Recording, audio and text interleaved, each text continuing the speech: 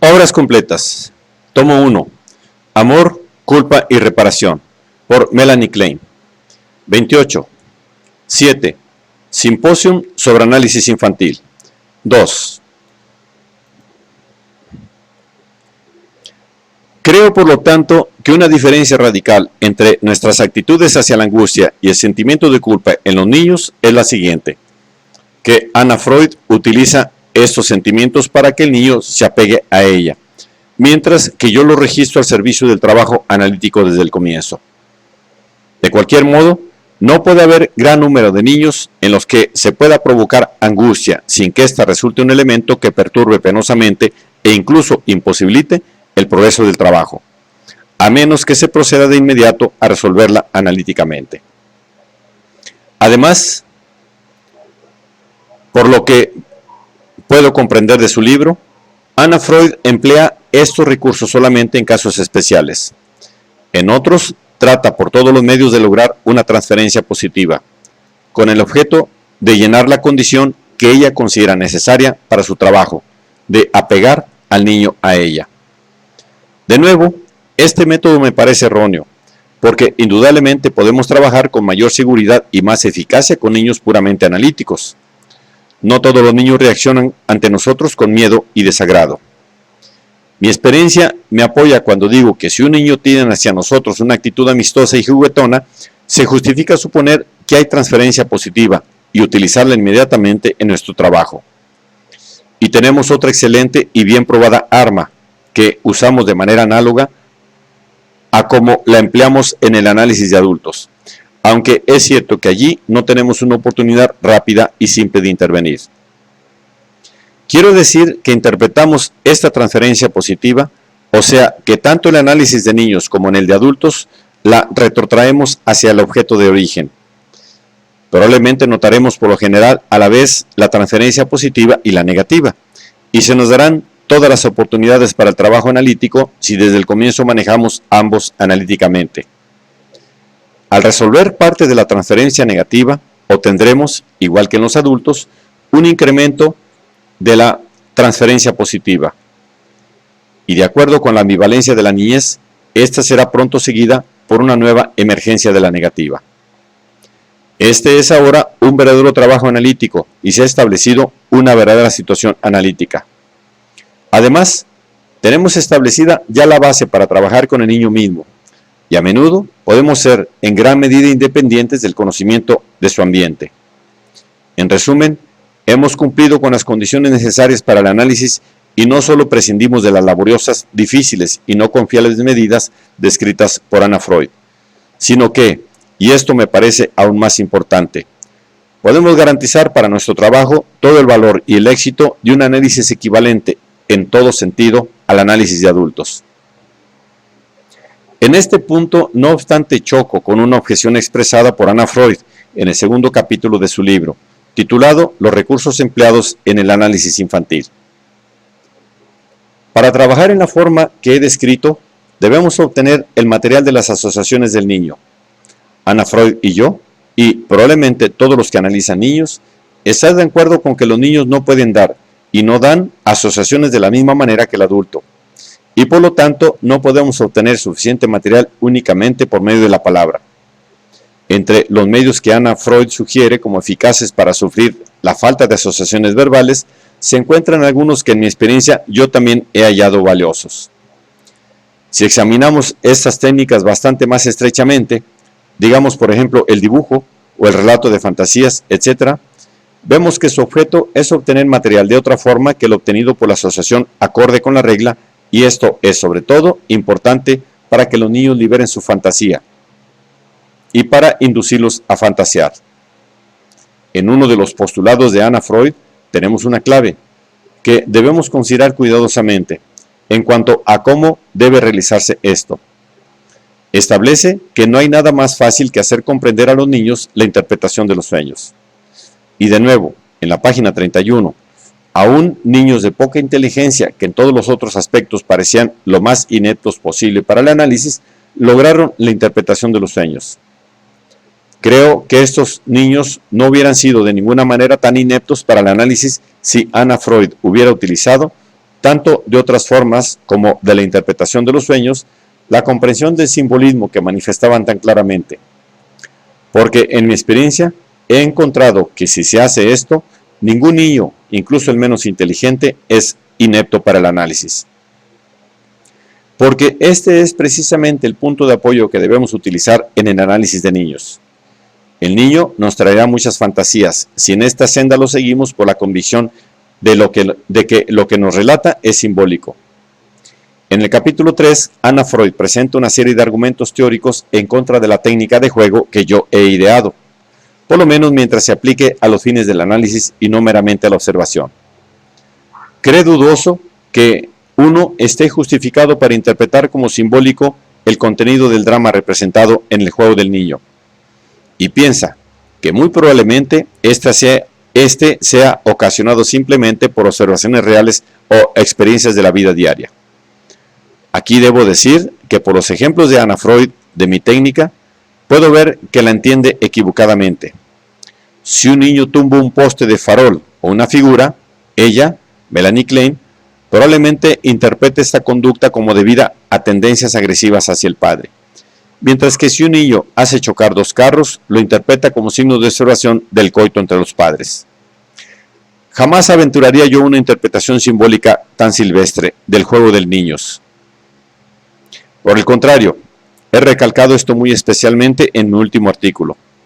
Suponiendo que un niño exprese él mismo material psíquico en numerosas repeticiones, a menudo por varios medios, por ejemplo juguetes, agua, recortando, dibujando, etc., y suponiendo que además yo puedo observar que estas particulares actividades están casi todas acompañadas por un sentimiento de culpa, expresado ya sea por angustia o en representaciones que indican sobrecompensación, que son la expresión de formaciones activas, suponiendo entonces que yo haya logrado insight en ciertas conexiones, entonces interpreto estos fenómenos y los enlazo con el inconsciente y con las situaciones analíticas.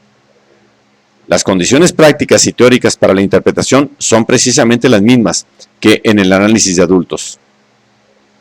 Los pequeños juguetes que uso son solo recursos que proveo: papel, lápices, tijeras, cuerda, pelotas, ladrillos y sobre todo agua. Están a disposición del niño para que los use si quiere, y su finalidad es simplemente ganar acceso a su fantasía y liberarla. Hay algunos niños que durante mucho tiempo no tocan un juguete, o que durante semanas quizá solo cortan las cosas. En el caso de niños por completo inhibidos para jugar, es posible que los juguetes puedan simplemente ser un instrumento para estudiar más de cerca las razones de esta inhibición.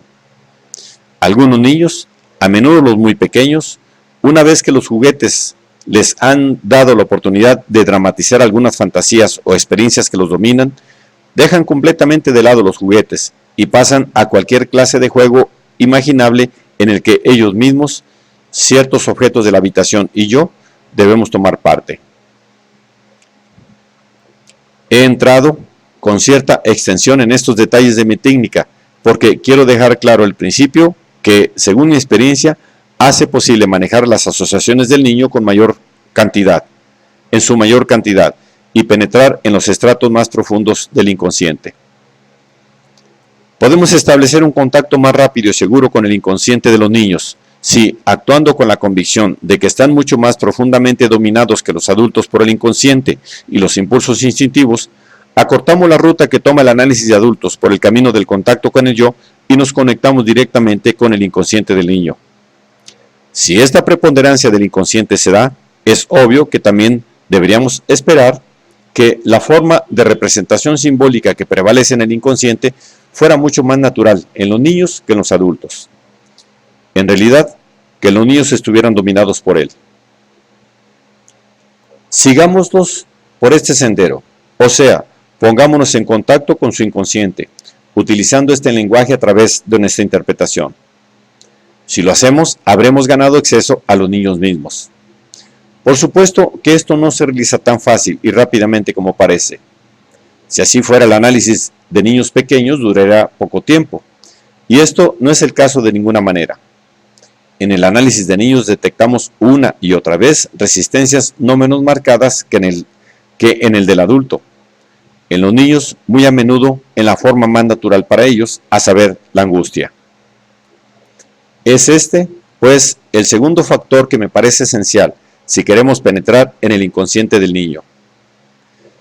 Si observamos los cambios en su manera de representar lo que ocurre dentro suyo, ya sea si cambia de juego, si lo abandona, si hay un ataque directo de angustia, y tratamos de ver qué hay en el nexo del material que cause estos cambios, nos convenceremos de que continuamente nos enfrentamos con el sentimiento de culpa y que a su vez debemos interpretarlo. Estos dos factores, que según he descubierto, son los auxilios más dignos de confianza en la técnica del análisis de niños. Son mutuamente dependientes y complementarios. Solo interpretando y por tanto aliviando la angustia del niño, siempre que nos encontremos con ella, ganaremos acceso a su inconsciente y lograremos que fantasee. Entonces, si llevamos hasta el fin el simbolismo que sus fantasías contienen, pronto veremos reaparecer la angustia y podremos así garantizar el progreso del trabajo. La exposición de mi técnica y la importancia que le atribuye al simbolismo contenido en la conducta de los niños podrían interpretarse erróneamente, como si esto implicara que en el análisis de niños se procede sin la ayuda de la asociación libre en su verdadero sentido. En un pasaje anterior de mi artículo señalé que Anna Freud y yo, y todos los que trabajamos en el análisis de niños, estamos de acuerdo con que los niños no pueden asociar y no asocian, de la misma manera que los adultos. Quiero agregar aquí que probablemente lo principal es que los niños no pueden asociar, no porque les falte capacidad para poner sus pensamientos en palabras. Hasta cierto grado esto solo se aplicaría a niños muy pequeños, sino porque la angustia se resiste a las asociaciones verbales. No pertenece al propósito de este artículo discutir con mayor detalle esta interesante cuestión especial. Solo mencionaré brevemente algunos datos de la experiencia. La representación por medio de juguetes, en realidad, la representación simbólica en general, al estar hasta cierto punto alejada de la persona misma del sujeto, está menos investida de angustia que la confesión por la palabra hablada. Si entonces logramos aliviar la angustia y obtener en primer lugar representaciones más indirectas, estaremos en condiciones de convencernos a nosotros mismos de que podemos despertar para el análisis toda la expresión verbal de que es capaz el niño. Y entonces descubrimos repetidas veces que en los momentos en que la ansiedad se hace más marcada, las representaciones indirectas ocupan una vez más el primer plano. Permítaseme ilustrarlo brevemente.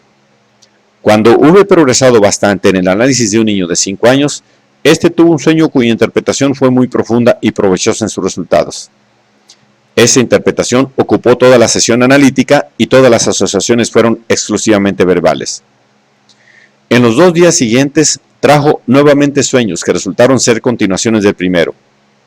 Pero las asociaciones verbales del segundo sueño solo podían ser producidas con mucha dificultad y por una vez.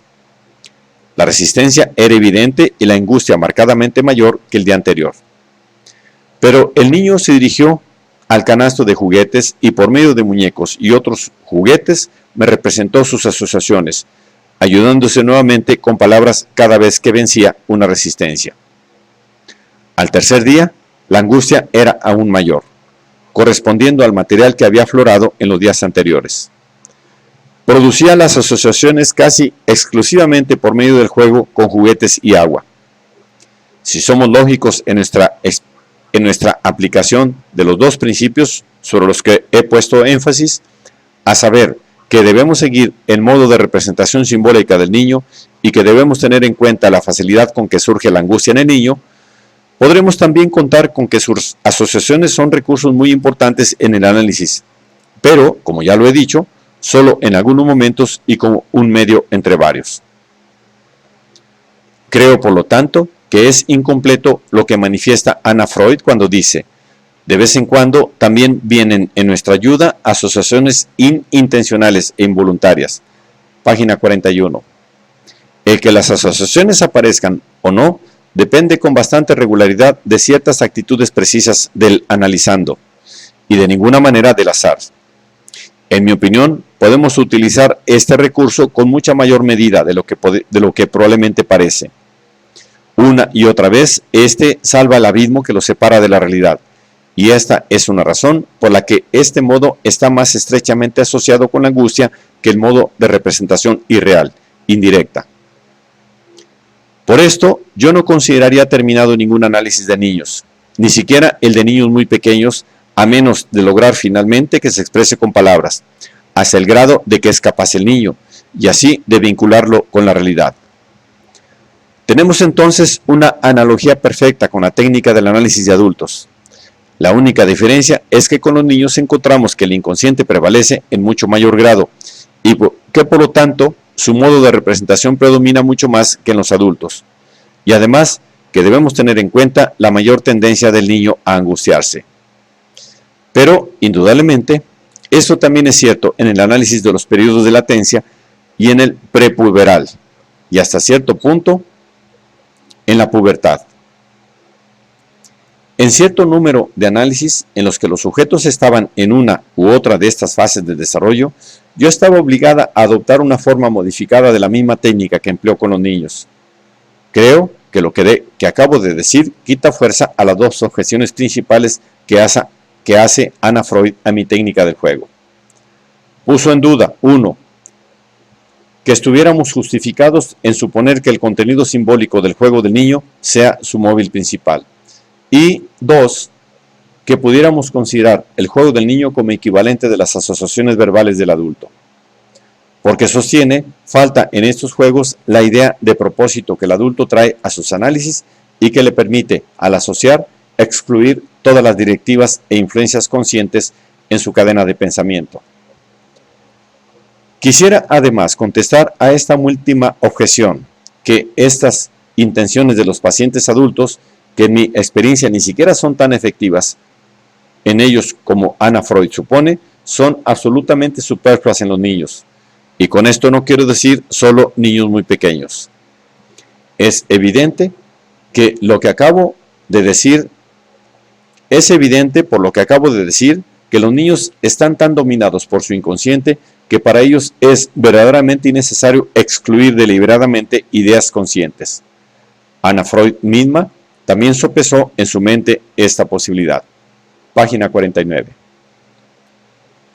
Dediqué tanto espacio a la cuestión de la técnica que debe emplearse con los niños porque esto me parece fundamental en todo problema del análisis infantil. Cuando Anna Freud rechaza la técnica de juego, su argumento no solo se refiere al análisis de niños pequeños, sino, en mi opinión, también al principio básico del análisis de niños mayores, tal como yo lo entiendo. La técnica de juego nos provee una rica abundancia de material y nos da acceso a los estratos más profundos de la mente. Si la usamos incondicionalmente, llegamos al análisis del complejo de Edipo, y una vez allí, no podemos poner límites al análisis en ninguna dirección. Si entonces realmente queremos evitar el análisis del complejo de Edipo, no debemos utilizar la técnica de juego, aún en sus aplicaciones modificadas a niños más grandes. Se sigue de esto que la cuestión no es si el análisis de niños puede ir tan profundo como el de adultos, sino si debe ir tan a lo profundo.